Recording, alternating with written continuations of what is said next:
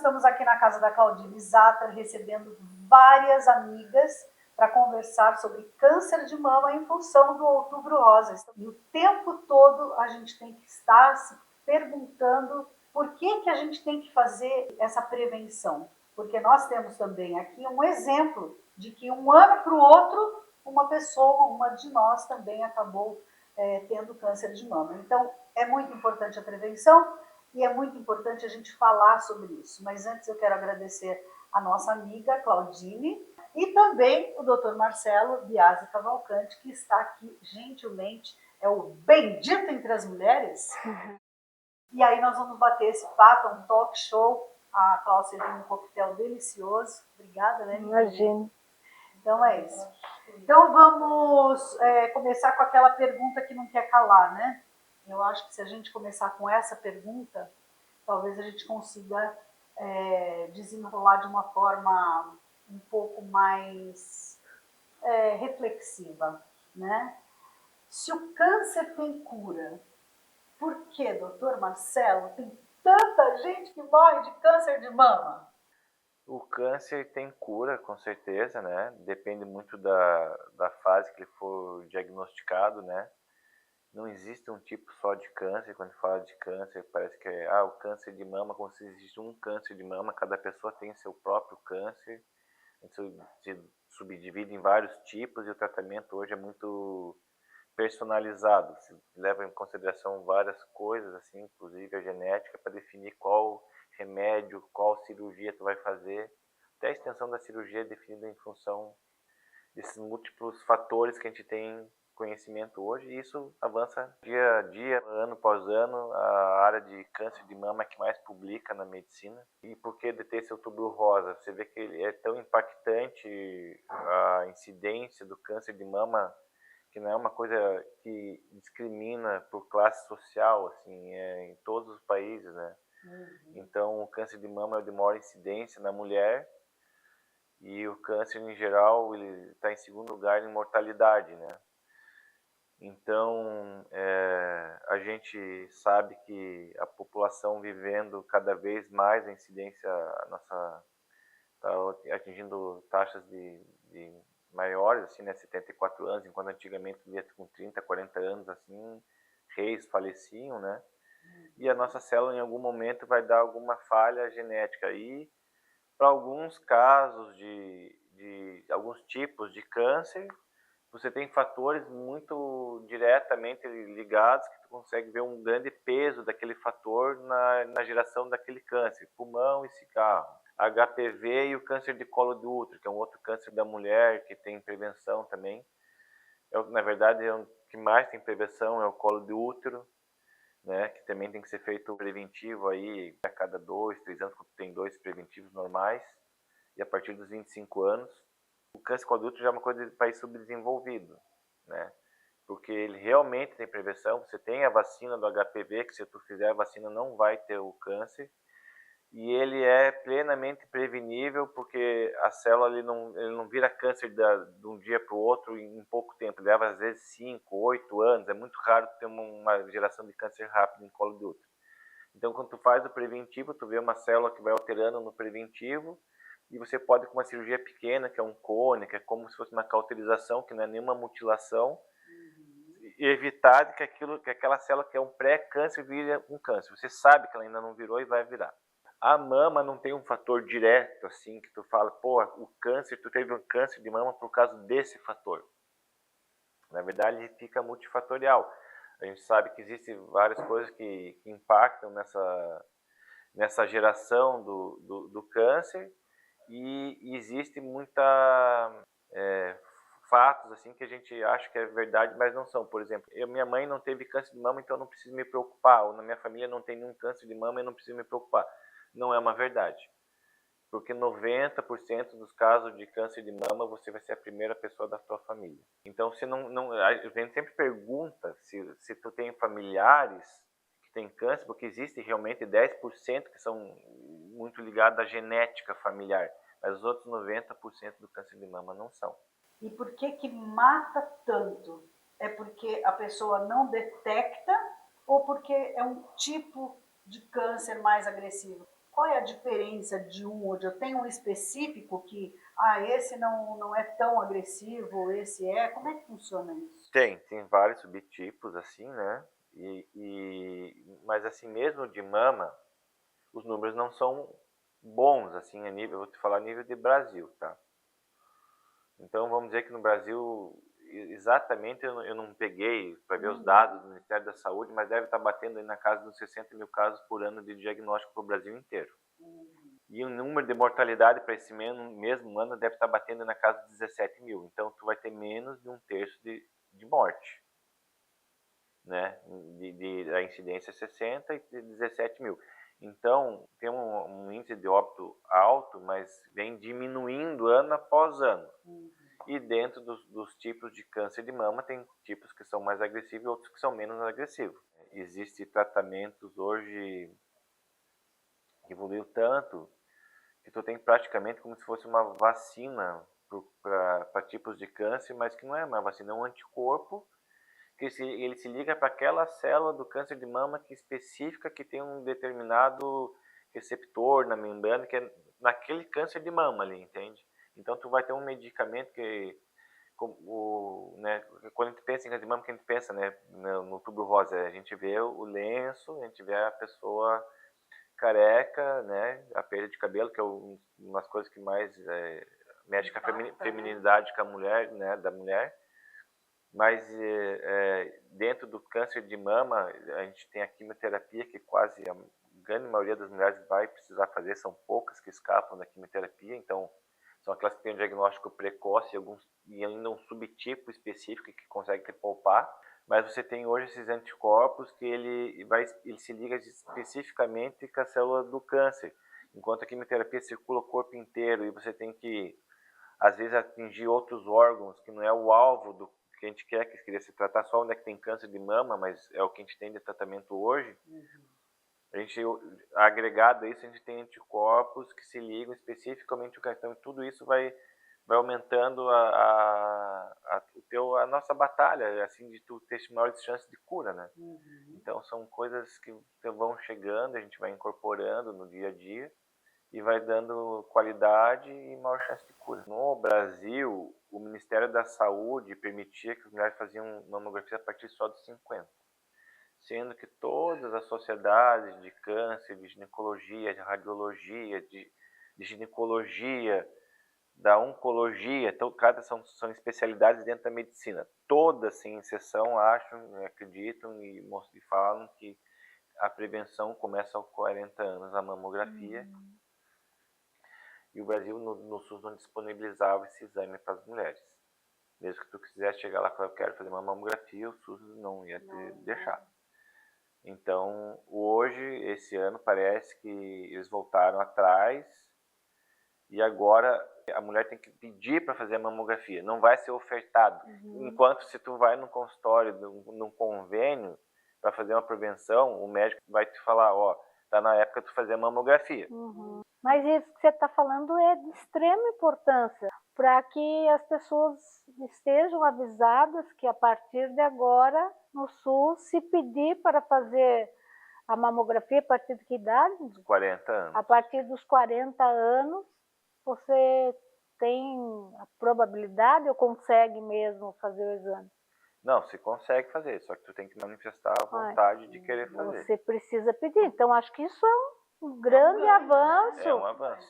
E nesse aspecto do SUS, o ultrassom, ele é disponibilizado? Também não? Ultrassom, biópsia, quimioterapia, tudo é feito. Talvez com um tempinho um pouquinho maior, existe uma lei que fala que a mulher dentro do SUS ela tem que estar tratada em 60 dias a partir do diagnóstico. Então, hoje, aqui em Joinville, até onde eu sei, hoje o SUS também disponibiliza a questão da reconstrução, que mudou muito a cabeça das mulheres, né? Quem ajudou isso muito foi a Angelina Jolie, né? Que quando ela foi a público dizer que ela retirou as duas mamas e colocou prótese, porque ela tinha uma alteração genética que ia causar o câncer de mama. Então ela fez a cirurgia profilática, né? Que esse seria o ideal de tratamento para todo mundo. Por que é o ideal? Então, na verdade, se tu for falar em prevenção, o melhor exame que tem é o genético. né? Mas quando que a gente vai conseguir incorporar isso vai ser muito tempo, porque hoje o exame genético que quando que a gente estava começando a fazer, tinha que mandar material para São Paulo, às vezes mandar para fora do Brasil, era questão de 20 mil reais. Hoje você consegue fazer em Joinville, aí acho que questão de 1.500, 2.000 reais, você faz um painel genético, já barateou muito, né? Já ficou mais acessível, mas não é acessível para 100% da população. Então isso não está incorporado no SUS. Mas o exame genético, né, é uma baita prevenção, porque uma vez que você tem a cabeça preparada para fazer o exame, sabe que se der positivo, tu tem que pensar que o tratamento seria a retirada das duas mamas e a reconstrução imediata, e ele te poupa, diferentemente de tu esperar ter o câncer e né, descobrir ele precoce, de tu tem que passar por uma quimio, uma radioterapia, né, uma hormonioterapia, que são vários. Todo o tratamento que tu for passando, ele tá te beneficiando de algum modo, mas todo tratamento tem algum efeito colateral, né? Então o cenário ideal é esse, né? Então, em algum momento você vai chegar lá. Na mama, a gente sabe que hábitos saudáveis, não fumar, não beber, a alimentação, que é aquele prato que é colorido, verde, amarelo, tem um pouco de tudo, tem salada, tem carne. É aquilo que todo mundo sabe que tem que fazer, mas ninguém faz. Exercícios regulares, 2 a 3 vezes por semana, né?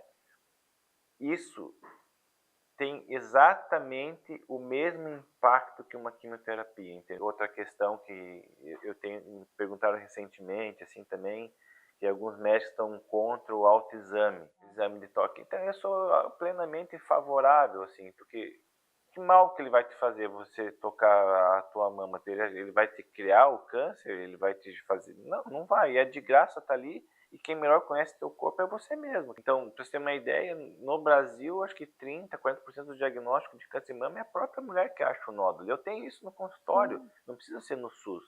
Entendeu? A mulher ela vai lá e fala, doutor, de repente apareceu um nódulo aqui. A gente vai fazer uma mamografia de um intervalo de um ano para o outro. Ela fez sempre a mamografia, apesar de estar fazendo, e apesar disso teve um tumor. Entende? Só que era um tumor menor. Ela sentiu, ela não entendesse? Ela sentiu e veio antes. Então, e ali a gente consegue fazer o diagnóstico. Então, não é que assim, eu não tenho nódulo e não preciso fazer mamografia. Não, na verdade, é o autoexame mais a mamografia. Entende? Não é porque se eu fiz o meu exame e não sinto nada e não preciso fazer mamografia. A partir de 40 anos, o exame é anual. Fazer todo ano O fato de tu fazer o autoexame e pegar o nódulo como tu sentiu, é isso que te levou ao médico. Entendeu? O cisto, você vai puncionar ele e esvaziar quando ele está muito sintomático, assim. Fala, não, isso aqui me incomoda. Então tu acaba puncionando, porque é uma coisa simples e resolve ali. Então é fácil de fazer e alta resolução, sem baixa complicação. Mas ele não é fator de risco para o futuro. Se for para tu ter um câncer de mama, tu vai ter, porque era, infelizmente, para ter por outros fatores, mas não por causa daquele cisto. Em geral, não opera, porque toda cirurgia deixa uma cicatriz, por melhor que seja o cirurgião. Então, a gente tem a opção de só acompanhar. E esses hormônios da beleza que se usa na academia para secar e para ficar mais forte, que as mulheres usam bastante, ela pode causar o câncer de mama e outros cânceres também? Pode. Eles aumentam a incidência de câncer. Ter uma vida saudável, ter uma beleza física, necessariamente pode ser feito de formas naturais, né? Só que dá trabalho e as pessoas querem para ontem. Eu não sou contra a reposição hormonal. Ela aumenta a incidência de câncer, mas ela aumenta pouco, entende? E quando você faz com a dose certa, o remédio certo e acompanha, se tu fizer os exames de prevenção, caso tu venha a ter uma lesão, você vai estar pegando ela no começo, porque essa paciente que faz reposição hormonal acompanhada com um médico bem certinho, vai ter um diagnóstico precoce, mas que aumenta. A mulher deixou de ser, né, a grande maioria trabalha fora, né? E ela em trabalhando, ela às vezes não é que ela não cuida da própria saúde também, né? às vezes ela não consegue ter acesso à mamografia porque o posto de saúde fica aberto de, sei lá, de que horas até que horas, 5 horas da tarde, por exemplo, fechou. E eu vejo, porque eu vejo no meu consultório isso, que a gente vai lá, ela até a questão de que legalmente, mas é tudo incomodação. Ela fala assim, doutor, eu preciso de um atestado, porque uma declaração que eu tive aqui, meu emprego não vai aceitar. Entende? E quando ela chega com uma declaração, a empresa dela não aceita a declaração. E na verdade tem que aceitar, mas aí vai ter uma briga dela até ela ir na justiça e ela só quer trabalhar e consultar por causa de 15 minutos. Então as pessoas às vezes deixam de consultar porque o trabalho, que ela tem que parar de trabalhar para ir lá pegar e dar a consulta. Então se você faz o exame e até essas empresas, e Joinville é um polo industrial que tem um monte de empresas e um monte de mulher trabalhando, você consegue na tal região norte, lá no Parque Perini, por exemplo, e fazer um monte de exame no mesmo dia que as mulheres trabalham lá, sem elas perderem tanto tempo do trabalho de deslocamento. Legal. Então isso seria uma coisa interessante aí para se pensar a nível de futuro de saúde pública, mutirão da empresa, de fazer, ó, tal, tem 40 anos, faz o exame, porque teve pouco, não é muito antigamente, assim, eu estava no SUS e a gente tinha o pessoal da enfermagem lá, são bem ativos, assim, e a enfermeira-chefe lá da parte de mastologia, ela resolveu fazer uma pesquisa, e aí são números dela, assim, e na época, de quem deveria fazer mamografia, de quem tem direito a fazer mamografia e poderia fazer, não dava 40% das mulheres que tinham que fazer, que fariam naquele ano, tinham feito, entendeu? Então se vê que como é que tu vai ter uma mudança no número de diagnóstico precoce de mortalidade se você não está fazendo o exame. E por que ela não está fazendo o exame? Né? Não é porque ela não quer, né? Talvez ela não consiga. Né? Uma parte da população não consegue. Tem quem não realmente não tem o conhecimento, mas se você faz a busca ativa, que é você ir até lá, é diferente. Sim, até com informações de um profissional da área da saúde, dar uma palestra, ou explicar, né, a importância. É informação, né, fazer a informação chegar, mas apesar de que hoje a informação chega, né, de um jeito ou de outro, ela chega. O que a gente está fazendo aqui hoje, graças a todas nós, né, lembrar, cada uma levar para si, levar para dentro do seu núcleo essa mensagem de que dá uma cutucadinha ali, né? E aí, você já fez o preventivo? Porque às vezes a pessoa esquece, né? Outubro Rosa é assim, mas você não precisa esperar chegar outubro para fazer isso, né? Você pode fazer isso durante o ano inteiro, né? A prótese pode aumentar o risco Câncer, não. Não aumentar o risco de ter o câncer, mas de não conseguir detectar na mamografia? Não, ela só é mais, assim, como é que eu vou te falar, dá mais dor para fazer o exame, porque eles fazem umas manobras que eles tentam isolar a mama da prótese, então aperta-se bastante, assim. Mas a detecção, ela consegue ser feita, normal. Ela não aumenta a incidência, não aumenta o número de câncer, assim, se não tem esse aumento. Eu fiz questão de trazer o Marcelo, porque conheço, né, meu médico, meu mastologista, e além dele ser mastologista, ele é cirurgião oncológico. Então ele fala com propriedade, né, e se um dia alguém precisar, é a pessoa que a gente pode confiar. Ele tem essa pegada desse acolhimento, sabe? Ele é gente como a gente, né? Não é mulher, mas ele sente, né? E isso é legal, porque existem médicos e médicos, né? Então, você pode escolher, então você tem sempre que, e o Marcelo fala isso porque toda entrevista ele fala, eu sempre gosto que a paciente peça uma segunda opinião, e depois o povo acaba voltando para ele, e isso é bem legal, porque existe essa empatia, né? A gente é bem amigo, a gente já se conhece há mais de 20 anos, então eu sei o que eu estou falando para vocês. Ele é uma pessoa muito, muito, muito especial, um ótimo profissional, um excelente profissional. Quero te agradecer, né? Muito obrigada. Obrigado pelo convite. Uma salva de palmas, Doutor Marcelo expôs aqui para nós a importância da prevenção, a importância do autocuidado, a importância das escolhas que você faz para a sua vida. Faça anualmente a mamografia, os exames preventivos que o doutor colocou e não se abandone, né? Hoje a prevenção, você ter um diagnóstico precoce, vai salvar a tua vida. Cuide-se e depende tão somente de você.